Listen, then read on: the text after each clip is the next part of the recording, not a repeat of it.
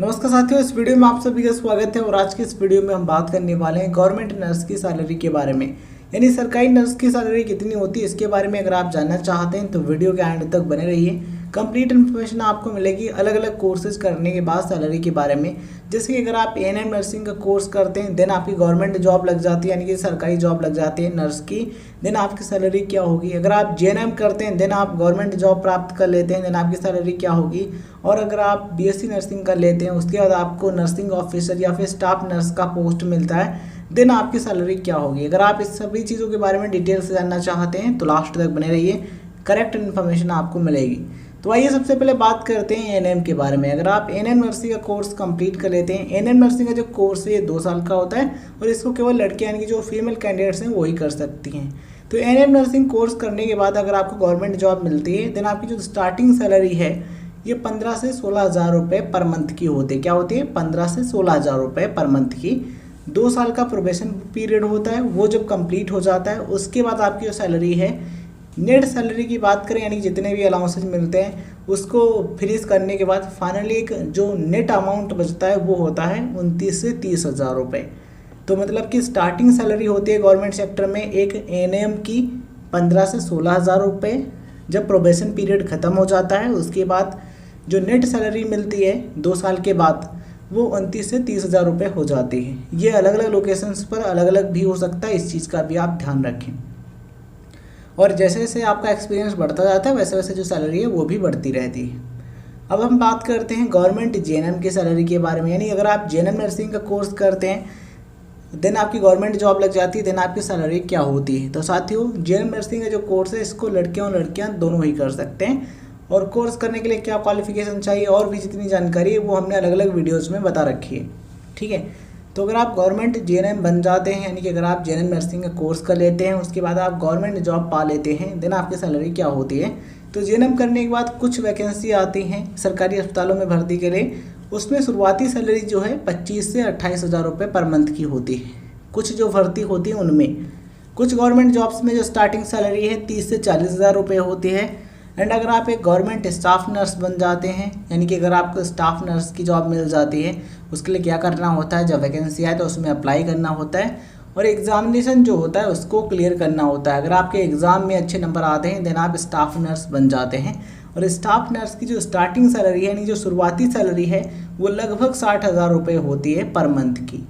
ठीक है, ये 50 हज़ार रुपये भी हो सकती है, 60 हज़ार रुपये भी हो सकती है, डिपेंड करेगा कि आपको किस विभाग में जॉब मिली या फिर किस हॉस्पिटल में जॉब मिली। ठीक है, तो ये लगभग 50 से 60 हज़ार रुपये पर मंथ की सैलरी होती है स्टाफ नर्स की शुरुआती सैलरी।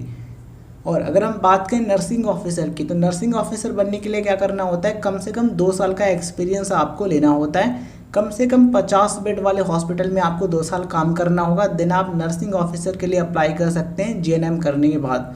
तो जेएनएम प्लस 2 साल का कम से कम एक्सपीरियंस, उसके बाद आप नर्सिंग ऑफिसर का जो एग्जामिनेशन होता है उसके लिए अप्लाई कर सकते हैं। एग्ज़ाम क्लियर करने के बाद आप नर्सिंग ऑफिसर यानी कि नर्सिंग अधिकारी बन जाते हैं। और नर्सिंग अधिकारी अगर आप बन जाते हैं देन आपकी जो शुरुआती सैलरी है वो 70 से 74 हज़ार रुपये होती है पर मंथ की। ये नेट अमाउंट है, यानी कि जितने भी भत्ते होते हैं यानी जितने भी अलाउंसेज आपको मिलते हैं, जितने भी डिडक्शन होते हैं उनको फिनिश कर दिया जाए, फाइनली जो अमाउंट आपके अकाउंट में जाता है वो 70 से 74 हज़ार रुपये पर मंथ होता है। ठीक है, और एक्सपीरियंस होने के बाद जो सैलरी है 1 लाख प्लस आराम से हो जाती है। तो ये सैलरी रहती है गवर्नमेंट सेक्टर में। और ये जितनी भी चीज़ें हम आपको बता रहे हैं बिल्कुल प्रैक्टिकल है, काफ़ी रिसर्च करने के बाद ये वीडियो हम बना रहे हैं। अब हम बात करते हैं बीएससी नर्सिंग की। यानी अगर आप बीएससी नर्सिंग का कोर्स कंप्लीट कर लेते हैं देन आपकी गवर्नमेंट जॉब लगती है, देन आपकी सैलरी क्या हो सकती है। तो साथियों, अगर आप बीएससी नर्सिंग कंप्लीट कर लेते हैं उसके तुरंत बाद आप अप्लाई कर सकते हैं स्टाफ नर्स की वैकेंसी में। अगर आप स्टाफ नर्स बन जाते हैं गवर्नमेंट स्टाफ नर्स, दिन जो शुरुआती सैलरी है 50 से 60 हज़ार रुपये, जैसा कि हमने आपको बताया कि जेएनएम करने के बाद होती है, वैसे इसमें भी अगर आप देखिए एक वैकेंसी निकली है स्टाफ नर्स की, मान लीजिए उसमें जेएनएम वाले भी अप्लाई कर सकते हैं और बीएससी नर्सिंग वाले और पोस्ट बेसिक बीएससी नर्सिंग वाले भी अप्लाई कर सकते हैं। तो जेएनएम वाला जो स्टूडेंट है वो सिलेक्ट होता है तो उसको भी उतनी सैलरी मिलेगी, बीएससी नर्सिंग वाला सेलेक्ट होता है स्टाफ नर्स के पद पर तो उसको भी उतनी मिलेगी, और पोस्ट बेसिक बीएससी नर्सिंग वाला जो स्टूडेंट है वो सेलेक्ट होता है वो उसको भी उतनी ही सैलरी मिलेगी।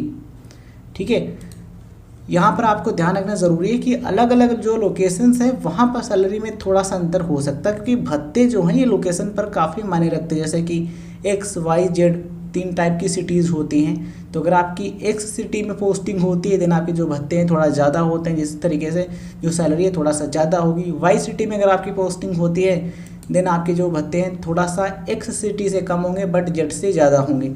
और अगर आपकी 3rd क्लास सिटी या फिर कहें कि Z सिटी में पोस्टिंग होती है देन आपकी जो सैलरी है थोड़ा सा कम होगी X और Y से।